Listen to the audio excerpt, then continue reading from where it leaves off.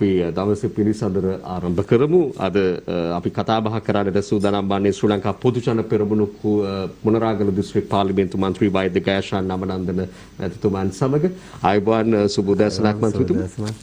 අපි හමු වන ප්‍රථම අවස්ථාව ඒ වගේම අපිට දැනගන්නට ලැබුණා සෙවණගලින් පාර්ලිමේන්තුව නියෝජනය කරන්න පාර්ලිමේන්තු මන්ත්‍රීවරයෙක් විදිහට ඔබ ආපු ගමන එයත් සුවිශේෂ එකක් බවට පත් වෙනවා. ඒ නිසා අපි ප්‍රදේශය පිළිබඳව දිස්ත්‍රික්කය පිළිබඳව වැඩි බරක් තියලා කතා කරන්න බලාපොරොත්තු වෙනවා. ඊට පෙර යම් යම් කාරණා තිබෙනවා අපි මේ වෙලාවේ වඩාත් අවධානයට ලක් කළ යුතු. ජාතික මේ වශයෙන් වැදගත් වෙන කාරණා. ඒ අතරේ අපිට මේ වන විට දැන් අද දවසේ පාර්ලිමේන්තු විවාදයක් සුවිශේෂයි. හදිසි නීති රෝගලාසු පිළිබඳව කතා කරනවා. ඒ අතරේ තවමත් නොවිසඳුණු මේ ගුරු විදුහල්පති වැටුප් විෂමතාව පිළිබඳව කාරණාව රජයෙන් යම් ආකාරයක විසඳුමක් ලබා දීලා තිබියදීත් විසඳා ගන්නට බැරිවීම ගැන තමයි අපිට තියෙන ප්‍රශ්නේ. මොකද මේ බැරිවීම ඇතුළත අපිට අහිමි වෙන්නේ අපේ දරුවන්ගේ අධ්‍යාපන පෑ ගන්න තමයි මේ අහිමි වෙන්නේ. අපේ දරුවන්ගේ අනාගතය තමයි මේ අහිමි වෙන්නේ. රජය එක පැත්තකදීවි වෘත්තීය සමිති තව පැත්තකදීවි. නමුත් අතරමැද ඉන්න දරුවෝ අහිංසක දෙමව්පියෝ තමයි අසරණ වෙන්නේ. ඒ නිසා මම ඔබෙන් අහන්නේ ඇයි මෙහෙම ප්‍රතිචාර දක්වලත් ඒ වෘත්තීය සංගම් වලින් සාධනීය පිළිතුරක් ලැබෙන්නේ නැති. එහෙම නැත්නම් ඇයි ඕන් ඉල්ලන ඉල්ලීමම රාජ්‍යයට දෙන්න බැරි? මේක ගැන පැහැදිලි කිරීමක්. මේකේ මුලින්ම අපේ මහතුරු අධ්‍යාපනයෙන් වයස 30ක් වෙද්දී පාර්ලිමේන්තුවට අප කෙනෙක් විදිහට තමයි මම මාව හඳුන්වා දෙන්නේ. බොහොම දුප්පත් තැනක ඉඳලා අද මෙතෙන්ට එන්නේ මේ ලැබුව අධ්‍යාපනය තුළ. ඉතින් මම දකින විදිහට මේ අධ්‍යාපනයට එන යම්කිසි බලපෑමක් තමයි මේ අයත් එක්ක මේ සිද්ධ කරන වගේම ආණ්ඩුව වටන්න දරන ප්‍රයත්නයක් මිසක මේ ඉල්ලීම එන්න ඕන වෙලාවෙ නෙමෙයි මේ එන්නේ. මම පිළිගන්නවා මේ ගුරුවරුන්ගේ වැටුප් විෂමතාවයට සාධාරණයක් කරන්න ඕනේ මේ රටේ. මේ වෙනුවෙන් යම්කිසි නෙමෙයි හොඳ උත්තරයක් දෙන්න ඕනේ. හැබැයි මෙතරම් ආර්ථික පරිහානියට පත් වෙලා තියෙන වෙලාවක යම්කිසි සාධනීය උත්තරයක් රජය විසින් දුන්නට පස්සේ ඒක පිළිගන්නේ නැතුව දැන් මම දන්න විදුහල්පතිවරු ගුරුවරු නොසෑහෙන සහ රටේ සමස්තයක් ගුරුවරු දැන් අද මේ වෙද්දි මේ මතයට එකඟයි. මේ ඉන්න යූනියන් මෙහෙවන ආණ්ඩු විරෝධී නායකත්වයන් විසින් මේක කරගෙන යනවා විනා වෙතන වෙන කිසිම ගැටලුවක් නැහැ කියන තැන තමයි දැනට දකින්න තියෙන්නේ. එතෙන්දී මහානායක හාමුදුරුවන්ගේ ඉල්ලීමට රජයක් ජනාධිපතිවරයෙක් ප්‍රමුඛ රජයක් යම්කිසි වෙලාවක මේ අවස්ථාවේ උන්වහන්සේලාගේ විධානයේ එකගතාවය දෙද්දී මේ යූනියන් එකක් කරන සමහර විපක්ෂයට හිතවාදී නායකයන් විසින් ඒ වෙනුවෙන් සාධාරණයක් ගන්න උන්වහන්සේලාගේ වචනට එකඟ වෙන්න මේ අවස්ථාවේ උන් සැරසෙන්නේ නැහැ. මේක හුදෙක් මේ වෙලාවේ අපේ අධ්‍යාපනය කඩාකප්පා ගන්න ඒ තුල ඉඳගෙන ළමයි ගෙදර තිර වෙලා යම්කිසි ව්‍යසනයක් යම්කිසි තත්ත්වයක් ඇති කළා මේ රජ්‍ය අපකීර්තියටපත් කරන වැඩපිළිවෙලක් මිසක මේ වෙලාවේ ක්‍රියාත්මක වෙන වෙන මුකුත් නෙවෙයි. ඔබ කියන එක කාරණාවක් තමයි ඒ ඇතුලේ මේ දැනටත් ඇතම් ගුරු විදුහල්පතිවරුන් මේ සේවය කරන්න කැමැත්තෙන් ඉන්නවා මේ සටනේ දැන් නෑ වුන් කියලා ඔබ කියනවා. මොනවා පාදක කරගෙනද ඔබ කියන අපිට පේන්නේ නෑ නේ එහෙම තත්ත්වයක්. මොකද අපි දැක්කා ඔවුන් දැන් ඒකත් රජයේ පිළිගත්තු කාරණාවක්නේ. වැටුප් විෂමතාවයේ වගේම ඔවුන්ට එහෙම අමතර පහසුකමක් ලබා දීලා නෙමෙයි ඔවුන් මේ ඔන්ලයින් අධ්‍යාපනය පවා දරුවන්ට ලබා දෙන්න ඉදිරිපත් වුණේ. ස්වේච්ඡාවෙන් ඉදිරිපත් වුණා. හැබැයි මේ සංගම් දෙක තුනක නායකයෝ පමණ නම් මෙතන අද ඉන්නේ අනිත් අයට පුළුවන් මේ කටයුතු ආරම්භ කරන්න අපිට එහෙම එකකුත් පේන්නේ නැහැ නෑ. නොබෝ දිනකදී මගේ දැක්ම තමයි මේ සංගම් වල ප්‍රධාන නායකයෝ ටික ඔවුන් ප්‍රකෝපයටපත් කරගෙන ඔවුන් මහමගට ගෙනලා ඔවුන්ගේ අයිතින් දිනා ගන්න දාන ප්‍රයත්නයන්නේ. අයිතින් ඉල්ලීම සාධාරණයි. සියලුම ගුරුවරුන්ගේ අයිතින් වෙනුවෙන් ඔවුන් පෙනී සිටීම සාධාරණයි. ඒ නායකත්වයන් තුළ එළියට ආපු ඔවුන් අද එළියට එන්නේ නැතුව ඉන්නවා.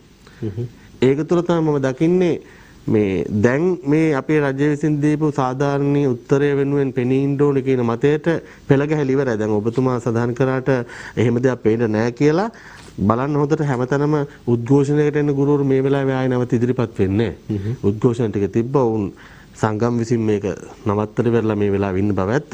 හැබැයි ඉස්සරහට කෙනෙක්ට ගෙන්න ගන්න ඕනොත් ඒ විදුහල්පතිවරු ටික ගුරුවරු ටික මහපාරේ මේ කොවිඩ් දැස් එන්න තරම් වුන් සූදානම් නැහැ. ඒක බොහොම හොඳටම විශ්වාසයි. ඒ අතරේ තව දැන් අධ්‍යාපනය ලබා දීම වගේම ඊළඟට ඉදිරියේ එන්න තියෙනවා උසස් පෙළ විභාගය, ශිෂ්‍යත්ව විභාගය. අප දැක්කා මේ විභාගවලට ආයුධම් කරන්න දීපු කාලවකවානුව තව දීර්ඝ කරා. මේ 15 වෙනිදා දක්වා මගේ මතකයේ හැටියට රජයේ දීර්ඝ කරන්න සිද්ධ වුණා. දැන් මේ තත්ත්වය හමුවේ මේ වෘත්තීය සමිති නායකයෙම කියන කතාව තමයි ඒව පවා විදුහල්පතිවරු මේ ඇප්ලයි කරන එකම නැත්නම් ආයුධම් කරන එක සිදු කරන්නේත් නැහැ. ඒත් මේ වර්ජන ක්‍රියාමාර්ගයේ කොටසක් විදියට තමයි ඕන් හඳුන්වන්නේ. ඇත්තට මේ වෙනි තත්ත්වයක් තියෙනවද? මන්ත්‍රීවරයෙක් විදිහට ඔබ සොයා බැලීමක් කරලා තියෙනවද මේ පිළිබඳව? අනිවාර්යෙන්ම හොඳට සොයා බැලුවොත් ඔබතුමාට දැනගන්න පුළුවන් මේ විදි සංඛ්‍යාලයකට බැලුවොත් ගොඩක් පාසල්වල ශිෂ්‍යත්වය වෙනුවෙන් උසස් පෙළ වෙනුවෙන් ආයුධම් කරලා තියෙනවා. නමුත් මේ තියෙන තාක්ෂණයත් එක්ක යන ගමනේදී අර සාමාන්‍ය රටාවේ නැති නිසාවෙන් යම්කිසි වෙනදට වඩා කාලවකවානුවක් අවශ්‍යයි උන්ට රෙජිස්ටර් වෙන සහ යම්කිසි කුළු ගැන්වීම් කට්ටියගේ උපදෙස් මත යම්කිසි ගුරු පිරිසකට යම්කිසි විද්‍යාල පිරිසකට මේ වෙනුවෙන් ඇප්ලයි කරන්න අතපසු වුණා නම් ඔවුන්ට අපි කාලයක් ලබා දිය යුතුයි. ඒ වෙනුවෙන් තමයි මේ කාලය දික් වෙන්නේ. පෙස්සත් විදියට ගත්තොත් බොහොම පාසල් ප්‍රමාණයක් මේ වෙද්දී උසස් පෙළ සහ ශිෂ්‍යත්වය වෙනුවෙන් ආයුධම් කරලා තියෙන්නේ. ඔය අතරේ මේ දැන් රජය හැම විටම ප්‍රකාශ කරන කාරණා, ආණ්ඩු පක්ෂය හැම විටම ප්‍රකාශ කරන කාරණාව තමයි මේ කොවිඩ් මර්ධන වැඩපිළිවෙල අප දියත් කරමින් ඉන්නේ විශේෂඥ මතය අනුවයි කියලා. ඒම තමයි ඇතැම් වෙලාවට විපක්ෂ කණ්ඩායම් පාවිච්චි කරන්නේ රජයේ ඒ ඉක්මවා යමින් තම හිතුමතේට එමෙ නැත්නම් ජනාධිපතිවරයා තම හිතුමතේට නැති ඇමතිවරු හිතුමතේට කටයුතු කරනවා විශේෂඥ මතේ නොවිමසා කියලා. දැන් අද අපට දකින්නට පුළුවන් ඒ අනුව බොහෝ දෙනා පිළිගන්නා චරිතයක් විදිහට සැලකෙන මහාචාර්ය නීලිකා මලවිගේ මහත්මිය. ඇය කියනවා පාසල් තවදුරටත් වසා තැබීම සුදුසු නෑ කියලා. දැන් මේ කාරණා කතා බහට ලක් වෙලා ඇතින සාකච්ඡාවට බඳුන් වෙලා හෝ බඳුන් වෙමින් නැති. මේ පිළිබඳව ඔබට යම් ප්‍රකාශයක් කරන්න පුළුවන් ද රාජ්‍ය ස්ථාවරය පිළිබඳව නැත්නම් ආණ්ඩු පක්ෂ මන්ත්‍රීවරයෙකු විදිහට ඔබේ ස්ථාවරය පිළිබඳව මේ ප්‍රකාශය? ආණ්ඩුව විදිහට මේ විද්‍යාපතිතුමා සමහරට දැනුවත් ඇති නැවත රජයේ පාසල් ටික විවෘත කරන්න ඕනේ කියන මතයට අපි රජය විසින් ඇවිල්ලා තියෙන්නේ. මේ අධ්‍යාපනය පාසල් වලට ළමයිට ගෙනලා පටන් ගන්න ඕනේ කියන තැනට රජය විසින් තීන්දුවක් අරගෙන තියෙන්නේ. ඒ පිළිබඳව ක්‍රියාත්මක වෙන ගමන් තමයි ඉන්නේ ඇත්තටම. මම දකින්නේත් මගේ පෞද්ගලික මතය විදියටත් මේ පාසල් මෙහෙම වහලා තියලා මේ රටේ අධ්‍යාපනය කඩාකප්පල් වුණොත් මේ රටේ අධ්‍යාපනය තුල තමයි මේ රට ගොඩනගන්නේ කියන එක තමයි මගේ දැක්ම. ඉතින් ඒ අධ්‍යාපනය දැන් අවුරුදු 2ක් විතර මේ විදිහට පාසල් වහලා දාලා ඒ ළමයින්ට ඉගෙන ගන්න ක්‍රමවේදයක් නැහැ. ඔන්ලයින් පහසුකම් ගැන කතා කරද්දී මේ කොළඹ තොටේ ඔන්ලයින් කතාව හරියටි. හැබැයි අපේ ගමේ මම දන්නවා සිග්නල් එක ගන්න ගහවඩ නගින්න ඕනි ප්‍රදේශ තියෙනවා. අපේ මොනරාගල දිස්ත්‍රික්කයේ එහෙමයි. ඒ ළමයින්ගේ අධ්‍යාපනය කොහේ ගියාද නැති මට්ටමකට පත් වෙලා තියෙන්නේ. ඒකට මේ රජයට බැල වැඩක් නැහැ හැබැයි. අතීතයේ ඉඳලා මම හැමදාම කියන්නේ මේ රටේ රාජ්‍යයන් කරපු රජයන් විසින් අපේ ආර්ථිකය ගෙනාපු මට්ටම මේ. ඉතින් එදා ඉඳලා හදපු නැති කුළුණ අද හදන්න බෑ එක සැරේට. ඉතින් ඒක තුල මේ තියෙන මේ ප්‍රදේශවල තියෙන සංනිවේදන පහසුකම් අඩුකමත් එක්ක ඔය දුෂ්කර දිස්ත්‍රික්ක අපේ මොනරාගල දිස්ත්‍රික්ක වගේ ගොඩක් ළමයින්ට අධ්‍යාපනය කරගැනීමේ හැකියාව නැහැ. ඉතින් පාසල් විවෘත කළා ඒ තුල අධ්‍යාපනය ලබා දෙන ක්‍රමවේදය ඉක්මනට පටන් ගන්න ඕනේ. ඒක තමයි මගේ පෞද්ගලික අදහස. යම් විකල්ප ඉදිරිපත් කරාට යම් විකල්ප වලට දැන් රූප මාධ්‍යයක් විදිහට අපි මාධ්‍යයේ වගකීම හඳුනාගෙන මේ වෙලාවේ ජනතාව වෙනුවෙන් කළ යුතු දේ හඳුනාගෙන දරුවන්ට අධ්‍යාපනය ලබා දීම සඳහා අපි ගුවන් කාලය වෙන් කරලා කටයුතු කරගෙන යනවා. පෞද්ගලික වුණත් අපි එවැනි දායකත්වයක් දෙනවා රාජ්‍ය මාත්‍රේ මේ ආදි වශයෙන් දායකත්ව දෙනවා. ඔබ කියන්නේ ඊට වඩා වැදගත් මේ පාසල් පද්ධතියට දරුවෝ ගෙනීම පාසල් තුල අධ්‍යාපනයට යලි අපි කටයුතු ආරම්භ කිරීම වැදගත්. නමුත් එවැනි තැනක දැන් අපි දකින ඊළඟ කාරණාව තමයි මන්ත්‍රීතුමනි මේ කොළඹ ඇතුළුව බස්නාහිර පළාතේ ක්‍රියාත්මක වන එන්නත් කරන වැඩපිළිවෙල අනෙකුත් ප්‍රදේශවල තවම නැති බවට චෝදනාවක් තියෙනවා. යම් දිස්ත්‍රික්කවල තත්ත්වය බොහොම ගැටලු සහගතයි. හරියට එන්නත ලැබෙන්නේ නැහැ. එවැනි පසුබිමක් තුල මේ පාසල් දිවයිනේ ආරම්භ කිරීම ගැටලු සහගත එකක් වෙන්නේ නැද්ද? නෑ දැන් මෙහෙම අපි මාතර ඕකදී හොඳම උදාහරණය තමයි මගේ මොනරාගල දිස්ත්‍රික්කයේ මගේ ගම දැන් වෛද්‍යවරයා පාර්ලිමේන්තුව ආපු සෙවණගල තාම 30 60 අතරේ එන්නත් කරන්නේ කළා නෑ. හැබැයි ඒක තුල මම නිකන් ඉන්නේ නෑ. සෞඛ්‍ය අමාත්‍යාංශයට යනවා, එපිඩිමියොලොජිගේ අපේ සුදත් මහත්තයා ඇතුළු ප්‍රමුඛ නිලධාරීන් හමු වෙනවා. ඒ හමු යුතු සියලුම දෙනා. ඒතර අපේ MOH එකේ ડોක්ටර් ඉඳලා ආරඩි ડોක්ටර් යනකම් කතා කරනවා. ඒක තුල තියෙන්නේ අපේ ප්‍රදේශයේ තිබුණ මේ වෙලාවේ මොහොත නෙමෙයි තිබුණු කොවිඩ් රෝගීන් සංඛ්‍යාව ඒක තුළ තියෙන මරණ සංඛ්‍යාව ඒකේ අඩුවත් එක්ක තමයි ඒ ප්‍රමාණය රෝගීන් වැඩි මරණ වැඩි ප්‍රදේශව තමයි මූලිකවම එන්නත් කරගෙන යන්නේ. ඒක නිවැරදි. ඒකත් එක්ක සමහර අපි තුමු ගම්බද ප්‍රදේශවල ව්‍යාප්තිය අඩුයි. ඒ ප්‍රදේශවලට තමයි මේ එන්නත් කරන්නේ මතිකම තියෙන්නේ. නමුත් දැන් මේ ඊ ආපු මිලියන 4ත් එක්ක මම හිතනවා ෆස්ට් ඩෝස් එක ලොකු ප්‍රමාණයක් දැන් 180 ගාණක් පළවෙනි එන්නතදී ඉවරයි 50කට විතර කිට්ටු වෙන්නේ 50කට වැඩි වෙන්න දෙවෙනි එන්නතත් දැන් ලබා දීලා තියෙන්නේ. ඉතින් මේ එන්නත් කරන වැඩපිළිවෙල මේ මාසය සැප්තැම්බර් මාසය ඔක්තෝබර් වෙනකොටවත් මේ අපේ අවශ්‍ය පරිසාධනීය මට්ටමට ගෙනල්ලා ඉවරලා මේක පටන් ගන්න හැකි කියන තැන තමයි මම ඉන්නේ. ඔබ වෛද්‍යවරයෙකු නිසාම මම මෙන්න මේ කාරණාව මෙතනට යොමු කරනවා. දැන් නැගෙන චෝදනාවක් මේක හම්බන්තොට දිස්ත්‍රික්කයේ නැරඹුණා වයස 20යි 30යි අතර එන්නත් කරන්නේ. ලබා දුන්නේ ෆයිසර් එන්නත. රජයේ වෛද්‍යල්ධාරීන්ගේ සංගමයාදී සංගම්වල චෝදනාවට මේක ලක් වෙනවා. ඇයි ෆයිසර් එන්නත ඒ තරුණ කණ්ඩායම් වලට ලබා දෙන්නේ සහ මේක අනිත් කාරණාව තමයි මේක බෙහෙවන්නේ ජාතික තරුණ සේවා සභාවයි යුද හමුදාවයි එකතු වෙලා සෞඛ්‍යාංශ බැදිහත් වීමකුත් මෙතන නැහැ කියලා චෝදනා කරනවා. ෆයිසර් තමයි ලෝක සෞඛ්‍ය සංවිධානයේ පාසල් දරුවන්ට ලබා දීම සඳහා නිර්දේශ කළා තියෙන නිසා පාසල් දරුවන් එන්නත් කරන්නේ සඳහා තියා ගන්න ඕනේ ෆයිසර් එන්නත අවභාවිතයකට ලක් වෙනවා කියලා චෝදනාව එල්ල වෙනවා. වෛද්‍යවරයෙක්නේ ඔබට පුළුවන් මේක ගැන පැහැදිලි කරන්න. ඇයි එහෙම කරන්නේ නැත්තේ? මමත් කලින් වෛද්‍ය සංගමයත් එක්ක හිටපු කෙනෙක්. මගේ දැක්ම මේ වෙලාවේ ආණ්ඩුව තුල මම ප්‍රශ්නයකට නගන්න තියෙන මාතෘකාවක්. ඒක දැන් හම්බන්තොට දිස්ත්‍රික්කයේ කතාවට කලින් කතාවකුත් තියෙනවනේ යාපනයටත් ඇව්වනේ. ෆයිසර් එන්නත කලින් යාපනයට දුන්නා. ඒ වෙලාවෙත් මම ප්‍රශ්න කරේ ඇයි දැන් මේක යාපනයට දෙන්නේ? එක්ක හොඳද එක්ක නරකද? මොකද්ද හේතුව? නැත්නම් මොකද්ද නිර්ණායක යාපනයට යවන්න තියෙන?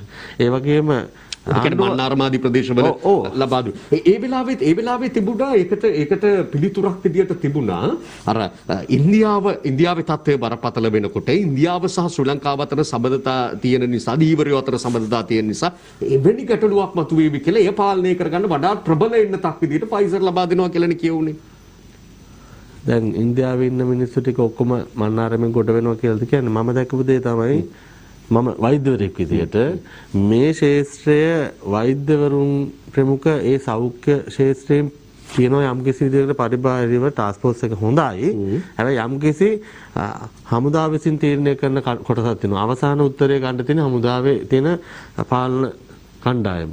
මගේ අදහස තමයි මේක මේ සෞඛ්‍ය කණ්ඩායමට දුන්නා නම් මේ දේ වෙන්නේ නැහැ සහ ඇත්තටම මම වෛද්‍ය සංගමයේ ඒ ධර්ම මතේ තමයි මම ඉන්නේ. මට ඕනේ ඒක ෆයිසර් කියන එන්නත. මෙච්චර මිලක් දීලා මෙච්චර සමහර හැමෝගෙම අතර තියෙන මතේ තමයි හොඳයි කියන එක සහ WHO එකේ මතය තමයි ඒක ළමයින්ට දෙන්නේ. අපිට ළමයින්ට දෙන්නේ මොන බෙහෙතද කියන කේදී මම හිතනවා මේ එක බෙහෙතක් හරි ෆයිසර් විදිනවා නම් ඒක පාසල් ළමයකට විදිනවා නම් ඒක තමයි වඩා සුදුසු. මෙතන අර හොඳ කියන කාරණාවට වඩා අපත් කියන කාරණාව තමයි මාධ්‍යයක් විදියට අර ළඟම පාසල හොඳම පාසල වගේ ළඟම එන්නත හොඳම එන්නත විදියට තමයි සංගණනය. එතකොට මේ ෆයිසර්ද හොඳ සයිනෝෆාම්ද හොඳ කියන එක නෙමෙයි. මන්ත්‍රීතුමාත් කියන කාරණාව පාසල් දරුවන්ට නිර්දේශ කරලා තියෙන ෆයිසර් නිසා එය ඔවුන් වෙනුවෙන් වෙන් කර තැබීම වඩා යෝග්‍ය වෙනවා කියන්නේ. හොඳයි අපි කතා කරගෙන යමු තව ඉදිරියට කෙටි විරාමයකින් අනතුරුව. අපි අද කතා කරමින් ඉන්නේ මොණරාගල දිස්ත්‍රික් ශ්‍රී ලංකා පොදුජන පෙරමුණු පාර්ලිමේන්තු මන්ත්‍රී වෛද්‍ය ගයාශාන් නවනන්දන මැතිතුමන් එක්ක දැන් අපි මේ වෙලාවේ අවධානය යොමු කළ යුතු කාරණා කීපයක් හමුවේ සහ මාතෘකා වෙලා තිබෙන කාරණා කීපයක් හමුවේ අවධානය දෙමිනෙනකොට කොරෝනා තත්ත්වය පිළිබඳව අපි යම් ආකාරයක අවධානය දෙනකොට එන්නත් කරන්නේ පිළිබඳව කතා කරනකොට ඔබේ ප්‍රදේශයටත් අපි අවධානය දීම වැදගත්. මොණරාගල දිස්ත්‍රික්කයේ තත්ත්වය ගත්තාම මේ වෙනකොට කොවිඩ් ආසාදනය වීමේ තත්ත්වයක් ඊළඟට එන්නත් කරන්නේ තත්ත්වයක් ලංකාවේ අනිකුත් ප්‍රදේශවල වගේම දෙකම ඉහළා ගියා ගන්නවද කුමක්ද තත්ත්වය? ඇත්තටම මුලදී මොණරාගල දිස්ත්‍රික්කයේ කොවිඩ් රෝග ව්‍යාප්තිය සහ මරණ සංඛ්‍යාවේ අනිත් දිස්ත්‍රික් වලට සාපේක්ෂව අඩුවෙන් තිබ්බේ. හැබැයි මේ තුන්වෙනි රැල්ලේ අවසාන භාගයේ මේ ගිය සති කිහිපය ඇතුළත මොණරාගල දිස්ත්‍රික්කයේ ජම් මට්ටමකින් ආසාදිත සංඛ්‍යාව ඉහළ යන්න පටන් ගත්තා. හැබැයි එන්නත් බෙදා හැරීම සිදු වෙන්නේ මුල් කාලයේ ඉඳලම වැඩි දිස්ත්‍රික්ක රෝග ව්‍යාප්තිය මරණ ව්‍යාප්තිය වැඩි තැන් වලට තමයි මුලින් බෙදන්නේ. ඒකට මුලින් දුන්න එන්නතට දෙවෙනි ඩෝස් එකත් ඒ දිස්ත්‍රික්ක වලට ඒ කාලයට අනුපාතව දෙන්න වෙනවා. අපේ දිස්ත්‍රික්කයට ඒක ටිකක් පසුව හමු වෙන්නේ. විශේෂයෙන්ම අපේ දිස්ත්‍රික්කයේ මොණරාගල, බුත්තල, වැල්ලවායට එන්නත් කරන්නේ 60ට වැඩි සියලුම දෙනාට ලබා දීලා තියෙනවා. ඊට අමතරව බුත්තල, මොණරාගල, වැල්ලවාය කියන කොටස් තුනට විශේෂයෙන්ම 30 60 අතර අයටත් බොහොමයක් අයට එන්නත් කරන්නේ කරලා තියෙනවා. මඩුල්ල, සියඹලාණ්ඩුව, තනමල්ලිල, සෙවණගල කියන කොටස් වලට තාම 30 60 අයට එන්නත් කරන්නේ කරලා නැහැ. මැදගම බිබිල කියන අයට 30-64 එන්නත් කරන්න සිදු කළ තියෙන භාගයක්. දැන් මේක දැන් වෛද්‍යවරයෙක් කියලා මම පාර්ලිමේන්තුවේ ඇවිල්ලා ડોක්ටර් එන්නත් නැත්තේ අය ඔයාට දේශපාලනිකව ගැටලුවක්ද කවුරු හරි මගහරනවාද කියන තැනට තමයි ප්‍රශ්නේ වෙලා තියෙන්නේ. හැබැයි මම ඒකත් එක්ක මොණරාගල ඉඳලා මම සෞඛ්‍ය අමාත්‍යාංශයට යනවා. අමාත්‍යාංශයට කියලා සියලුම කරුණු කතා කරනවා. මොණරාගල දිස්ත්‍රික්කයේ ප්‍රධාන වෛද්‍ය නිලධාරීන් සමග RD එකේ ප්‍රධාන වෛද්‍යවරයා සමග ડોක්ටර් අත්තනායක සමග එහෙම සාකච්ඡා කරනවා. අපිට මොණරාගල දිස්ත්‍රික්කයට අවශ්‍යතාවය එන්නත් 1,10,000යි 30-64ට එන්නත් කරන්නේ සම්පූර්ණ කිරීමට. මම ඊට පස්සේ ડોක්ටර් සමිත එපිඩිමියොලොජි එකේ කතා බහ කරනවා ගිහිල්ලා අපේ ඉල්ලුම ටාස්ක් ෆෝස් එක වෙත යොමු කරනවා. මගේ පණිවිඩය මම යවනවා වෛද්‍යවරයා සහ මොණරාගල දිස්ත්‍රික් පාර්ලිමේන්තු මන්ත්‍රීවරයා විදිහට ටාස්ක් ෆෝස් එකට මේක අපේ අවශ්‍යතාවය කියලා. ඉතින් එහෙම යවලට පස්සේ මට මේ මෑතක තාම ලිඛිතව ලැබුණේ මොණරාගල දිස්ත්‍රික්කයට මම හිතනවා 40000ක් පමණ 1,10,000න් තමයි අපිට මොණරාගලට ලැබෙන්නේ. හැබැයි ඒක තුල අපේ අතිගරු ජනාධිපතිතුමන් එහෙම එන්නත් බෙදා හැරීම කරලා තියෙද්දි වෙනම මේ වෙලාවේ යම්කිසි කොටසක් තියන් ඉන්නවා දිස්ත්‍රික් වලින් ඉක්මනට එන්නත් කරන එක නැවත මදිපාඩුවක් වෙනවා නම් ඔවුන් වෙනුවෙන් මේ සැපයුම කරලා දෙන්න අතිගරු ජනාධිපතිතුමන් තීරණයක් කරන මේ කොටස තියන්න එන්නත් කරන එකලා මදිපාඩුව වෙන අය වෙනුවෙන් බෙදාහන්න කියලා මම හිතනවා. ඉතින් අපිට ලැබෙන 40000 ඉක්මනට එන්නත් කරන එකලා අර තියෙන කොටසෙන් අපේ ඉතිරි අඩුපාඩු සකසා ගන්න පුළුවන් කියන තැන තමයි ඉන්නේ. ලබන සතියේ වෙලාවට බොහෝ විට මේ පටන් ගත සතියේ අපේ මොණරාගල දිස්ත්‍රික්කයේ අනිත් ප්‍රදේශවලත් 30-64ට එන්නත් කරන්නේ පටන් ගනී. ඔබතුමා කියපු කාරණාවක් නිසා මම මේක අහන්නේ ડોක්ටර් පාර්ලිමේන්තුවලත් අපිට එන්නත් නැද්ද කියලා මිනිස්සු අහනවා නම් අපිටත් අහන්න දෙයක් තියෙනවා. මේ වෙන යම් සිතුවීම් නිසා මම මේක අහන්නේ. වෘත්තිකයෝ විද්වතුන් පාර්ලිමේන්තු ගිහිල්ලා බලාපොරොත්තු වෙච්ච දේ කරන්න පුළුවන් වෙලා තියෙනවද? ඔබේ බලාපොරොත්තු මේ ආණ්ඩුව ඇතුළේ ඉටු කරගන්න පුළුවන් වෙලා තියෙනවද ජනතාව වෙනුවෙන්? මම පාර්ලිමේන්තුවට ආවා සමහරට දූෂිත දේශපාලඥයන්ට යන්න තියෙන අවස්ථාව අහිමි කරමින්. මගෙන් හැමෝම අහන ප්‍රශ්නේ තමයි වෛද්‍යවරයෙක් වෙලා හිටියනම් හොඳයි නේද ඊට වඩා දොස්තර මහත්තයෝ මල්ලි අයියේ කියලා කතා කරන රටේ මම දකින්න දේ තමයි අපේ පැමිණීම තුළ අපි කරන ඍණාත්මක දේවල් මේ රටට කරන අගතිය සහ මුලින්ම නැතරලා තියෙනවා. ඒකේ ප්‍රමාණය කෝටි වලින් නිම ගන්න බැරි වෙයි. එතනින් එහාට අපි උත්සාහ කරනවා කොයි වෙලෙත් යම් කිසි දෙයක් ගන්නට. මම ඇත්තටම මේ කොයි වෙලෙත් යම්කිසි ප්‍රොජෙක්ට් එකක් යම්කිසි ව්‍යාපෘති සමහර රට ගොඩනගන ව්‍යාපෘති ජනාධිපතිතුමන් මෙතුමින් ඉදිරිපත් කරපු අවස්ථා තියෙනවා. දිස්ත්‍රික්කයේ ගොඩනගන ව්‍යාපෘති මම හිතනවා මම දන්න විදිහට දැන් මම ප්‍රසිද්ධ මාධ්‍යයේ මෙහෙම කතා කරන සූදානම් වැඩේ ඉවරුනාට පස්සේ අද වෙද්දිත් කැබිනට් පේපර් එකක් යනවා වෛද්‍ය ගෑෂන් නමින් මොණරාගල දිස්ත්‍රික්කයේ මේ වචනේ හරි වැදගත් සෙවණගල තරමල්ලිල වැල්ලවාය බුත්තල මේ ප්‍රදේශ ටික සියලුම ජනතාවට සාධාරණයක් වෙන දෙයක් මම ඉදිරිපත් කිරීම පසුවට කරන්න කැමති. මේ සියලු දෙනා වෙනුවෙන් සාධාරණ වෙන දෙයක් මම පෞද්ගලිකව යෝජනා කරලා එක්තරා අමාත්‍යාංශයේ කැබිනට් පේපර් එක දාන්න දෙනවා. ඒක පාස් වුණාට පස්සේ ඉතිරි ටික කතා කරමු. නැත්නම් දේශපාලන හැලහැප්පීම් තුල ඔබට කරදරයක් වෙන්න පුළුවන්. ඒක හින්දා. හොඳ ඒ ඔබේ දිස්ත්‍රික්කයේ පැත්තෙන් ගත්තහම ප්‍රධාන අවධානය යොමු වෙන කාරණා කීපයක් අතර දැන් මේ කොවිඩ් එකපාරට අපිට කඩාපාත් වෙච්ච දෙයක්නේ. ඒ හැරුණාම ගොවි ගැටලු තියෙනවා. ජල ගැටලු තියෙනවා. විශේෂයෙන් පානීය ජල ගැටලු තිබෙනවා. දැන් ඔබ එක පැත්තකින් ඔබේ නායකත්වයත් එක්කත් මොණරාගල ජල සම්පාදන අධීක්ෂණ මන්ත්‍රී ධුරය ඒ වගකීමුත් ඔබට පැවරිලා තියෙනවා ලැබිලා තියෙනවා. ඒ තුල ඔබ යමක් කරන්න උත්සාහ කරමින් ඉන්න බව තමයි මම හිතන්නේ. මේ කියන කතාවලින් මට වැටහෙන්නේ මේ පානීය ජල ගැටලු එහෙම දැන් අපිට සාමාන්‍ය පානීය ජල ගැටලු ගැන කතා කරනකොට වැඩි අවධානය යොමු වෙන්නේ උතුරු මැද ආදී පළාත් වලට. හැබැයි මොණරාගල දිස්ත්‍රික්කයේ තත්ත්වය ගත්තත් බරපතල තැනක තියෙන්නේ නේද? මොනවද ව්‍යාපෘති ක්‍රියාත්මක වෙන්න සහ ක්‍රියාත්මක කරන්න? ඒක තව පටන් ගත්තේ මම ජනාධිපතිතුමාන්ට පාර්ලිමේන්තු කියපු මුලදීම කිව්වා අධිකාරී ජනාධිපතිතුමනි අපි වෛද්‍යවරයෙක් කියලා හම්බගමුවේ DMO MOIC වෙලා ඉඳලා වෙරලා වැඩ කොටසක් කරා මෙතෙන්ට ආවේ ඉතින් එහා ගිහපු ලොකු වැඩ කොටසක් ගන්න කුමන හෝ තනතුරක් දෙන්න පඩි එපා වාහන එපා මුකුත් එපා මේ කරගෙන යන්න മന്ത്രി දුරට එහා ගිහපු වැඩක් කරන්න අවශ්‍යයි කියලා. ඒකත් එක්ක මාසයක් දෙකක් ගියේ නෑ ගරු වාසුදේව නානායක්කාර සහෝදරයා විසින් මට ජල සම්පාදන අධීක්ෂණ තනතුර දෙනවා මොණරාගල දිස්ත්‍රික්කයේ. ඉතින් ඒකත් එක්ක විශේෂයෙන්ම සඳහන් කරන්න ඕනේ මොණරාගල කියන්නේ අනුරාධපුරයේම වගේ තමයි. වක්ගොඩ රෝගය මම හම්බෙගමුව රෝලේ හිටියේ වක්ගොඩ රෝගෙන් නොසෑහෙන්න ඉන්නවා. මම දැන් හෙට දිහට කල්පනා කරන ඕන වෙන මොකද්ද කරන්නේ? කල යුතු මූලිකම දේ මගේ දේශපාලන කතාව ආරම්භයේදී පාර්ලිමේන්තුවේ යන ගමන තුලදී මම කිව්වේ දැන් රෝගීන් ටික සනීප කරන්න යන්නේක කරන්න බැරි වැඩක් වකුගඩු රෝගී. හැබැයි වකුගඩු රෝගීන් හැදෙන එක වළක්වන එක අන්න අපිට කරන්න පුළුවන්. ඒක කරන්න පුළුවන් දොස්තරවරයාට එහා ගියපු මේ දේශපාලනයට. ඉතින් එහෙම ආපු මම මේ වෙද්දි සෙවණගලට මුළු සෙවණගල වසම් 14ම කවර වෙන විදියට ව්‍යාපෘතිය ලබන අවුරුද්දේ පටන් ගන්න ඉන්නවා. ඒකට ඔක්කොම ඩිසයින් කරන ගමන් තියෙන ජල සම්පාදන අමාත්‍යාංශය විසින් මේ කටයුතු සිදු කරන ගමන්. හම්බෙගමුව මේ වෙද්දී හම්බෙගමුව මගේ හිටපු ප්‍රදේශයේ තනමල්ල කොටසකට එනකම්ම මහවැව කොටසට එනකම්ම හම්බෙගමුවේ වතුර ප්‍රොජෙක්ට් එක සිදු කරන ගමන් තියෙන. ඒක ටෙන්ඩර් උත් දාලා ඉවරයි. දැන් මේ ක්‍රියාත්මක කරන්න තියෙන්නේ. ඊට පස්සේ තනමල්ල ප්‍රදේශයේ සූර්යා ඊට පස්සේ වැල්ලවායේ මේ වෙද්දි ටෙන්ඩර් ප්‍රොසෙස් එකේ තියෙන්නේ වැල්ලවායේ පළවෙනි අදියර. ඊට පස්සේ බිබිල පළවෙනි අදියර. බඩල් කුඹර පළවෙනි අදියර. මේ මොණරාගල දිස්ත්‍රික්කේ දැන් ඔහොම කතා කරන යද්දි හැමතැනම පළවෙනි අදියරේ තියෙනකොට හිතා ගන්න පුළුවන් මොණරාගල දිස්ත්‍රික්කේ කොතනද තිබ්බේ කියලා. හැබැයි මේ අවුරුද්දේ ප්‍රධාන ව්‍යාපෘති 4ක් පටන් ගන්නවා. ඒක තුළ මේ මුළු මොණරාගල දිස්ත්‍රික්කය මේ අවුරුදු 5ට මේ අවුරුදු 4ට ඉතිරි කවර් වෙන්න ප්‍රොජෙක්ට් ව්‍යාපෘති ඔක්කොම ඇඳලා ක්‍රමවේදයන් සලසලා මම හිතනවා මගේ බලාපොරොත්තුව තමයි කුඹුක්කන් ඔයත් එක්ක මොණරාගල දිස්ත්‍රික්කයේ මොණරාගල කොටසේ තියෙන ජල සම්පාදනයේ ක්‍රමය පිළිබඳව ලොකු ගැටලුවක් තුනේ කුඹුක්කන් ඔය ජල ව්‍යාපෘතිය හැදෙන එක පිළිබඳව තමයි මට තියෙන ලොකුම ගැටලුව. ඉතින් එහාට ජල සම්පාදන අධීක්ෂණ අමාත්‍යාංශය තුල කියන කටයුතු කරගන්න පුළුවන්.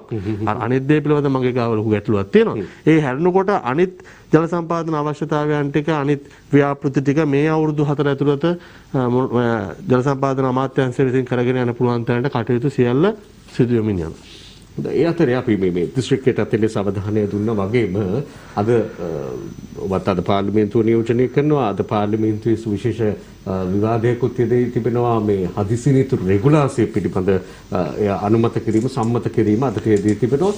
ඒ ගැන කල්තියාම මතයක් ජනතා විමුක්ති පෙරමුණ පැත්තෙන් ජාතික ජන බලවේගයේ පැත්තෙන් පළ කරනවා. ඒ නායකයන් බුදුසානායක මේ හදිසි නීති රෙගුලාසිය පනතින් ජනාධිපති අසීමිත බලතල අතට අරගෙන කියලා. මේක ලොකු චෝදනාවක් නේ. අසීමිත බලතල අතට අරගෙන කොහොම ඕනම කෙනෙක් හිතන්නේ ඉක්මවාගිය බලතල ජනාධිපතිවරයා බල ඉක්මවා යමින් කටයුතු කරනවා කියලා. පැහැදිලි කිරීමක් කරන්න පුළුවන්ද මේක?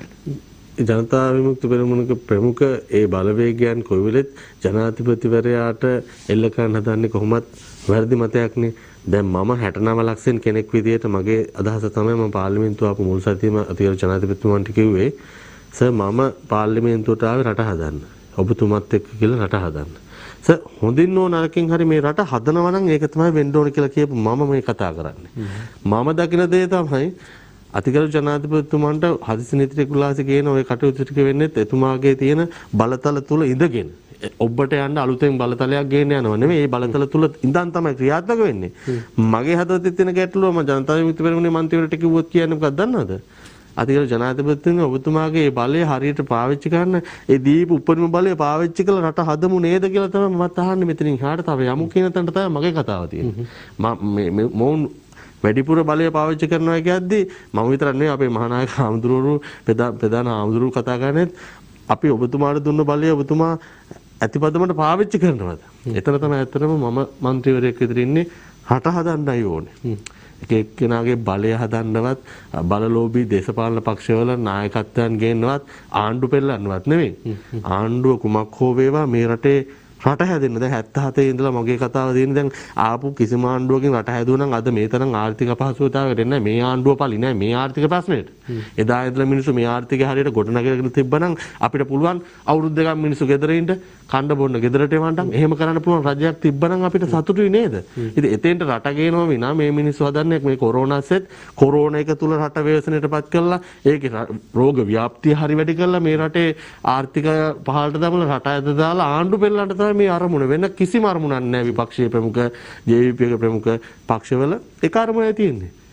මිනිස්සු මරන්නට hina වෙච්ච මිනිස්සුනි පාස්කු ප්‍රහාරය වෙලාවේ. මිනිස්සු 100 ගාණක් මැරෙද්දි මේ රටේ hina වෙලා කතා කරපු මිනිස්සු අද කතා කරන්නේ මොනවද මේ? මේ මිනිස්සුගේ අදහස එක දෙයයි. බලය. ඒ වුණේ ගොඩනගලා ඉන්න මේ දේශපාලන හෙන්චයියට නැත්නම් දේශපාලඥයෝ ටික මේ රටේ අතු ගෑවිලා යනකම් මේ රට හදන්න බෑ. ඒක අතු ගන්න ජනතාව පෙරගැහෙන්න ඕන. ඊයේ තිබ්බ එක්සත් ජාතික පක්ෂ 75 වෙනි සංවත්සරයේදී රනිල් වික්‍රමසිංහ මහතා මෙහෙම කතාවක් කියනවා. මේ 1948 දී ජපානයේ කරට කර හිටපු අපි අද වෙනකොට ඇෆ්ගනිස්තානයට පමණයි ඉස්සරහින් ඉන්නේ කියලා. අදහසක් තියනවද මේක ගැන මතයක් තියනවද මොකක් හරි ඉතින් බොහොම සරලව කියන්න තියෙන්නේ කතාව ඇත්ත. ඉතින් එතුමා අගමැති වෙලා හිටපු රටනේ මේක. මම අගමැති වෙලා ඉඳලාද? කටට වටින්නේ නැහැ එතුමට ඒ කතාව කියන්න. රටේ අගමැතිවරයා විදිහට තුන් සැරයක් විතර පත් වෙලා ඉන්නකොට රටේ විපක්ෂ නායක විදිහට ඉන්නකොට රටේ දේශපාලන බලයේ මූලිකත්වය අරගෙන අවුරුදු 20 ගාණක් ඉන්නේ ඒ දේශපාලඥයෙක් එහෙම කියනොනම් ඒ වගේ ටික ඔක්කොම මේ රටේ අතු ගෑවිලා ගියා ඒත් වෙනවනේ. ඉතින් ඒ මිනිස්සු ටික මේ රටේ නොතිබිලා වෙන හොඳ ආකල්ප තිබුණු රට ගොඩ ගන්න ඕන කියලා හිතාගත්ත මිනිස්සු ටික හිටියනම් අද ඒ රටේ ඒ ටික වෙන්නේ නැහැ.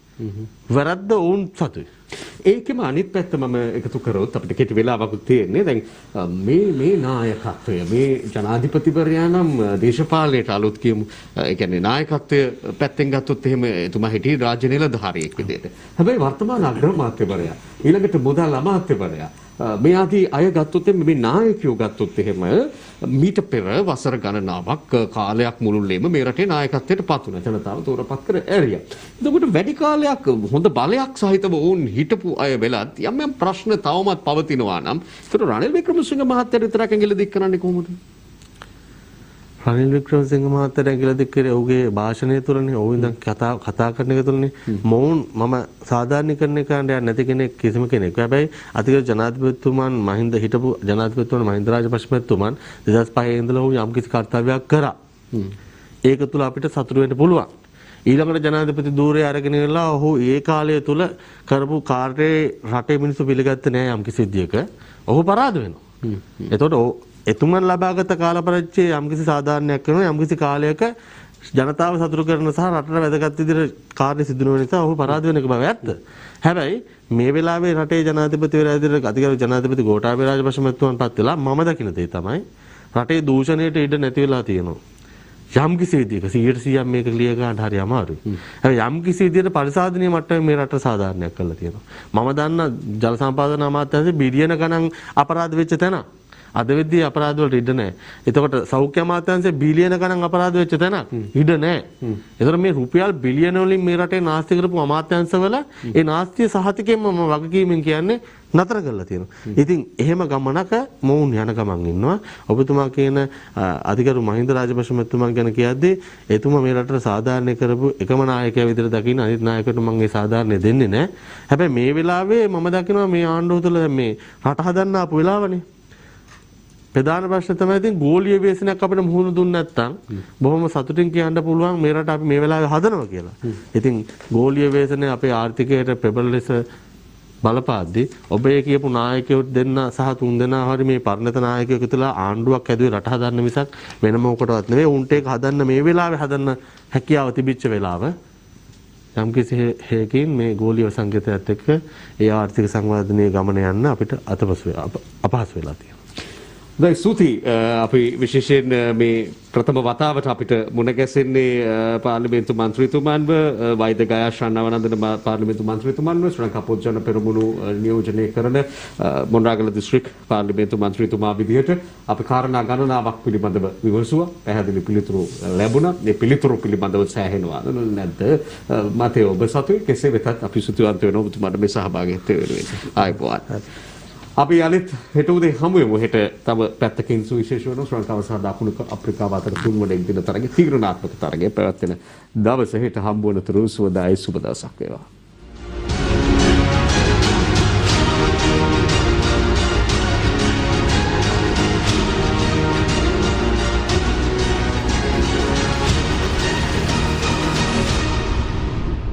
දිනපතා අලුත් වීඩියෝ සහ ප්‍රවෘත්ති නැරඹීමට ඉහත බටන් එක ක්ලික් කර සියත TV සබ්ස්ක්‍රයිබ් කරන්න.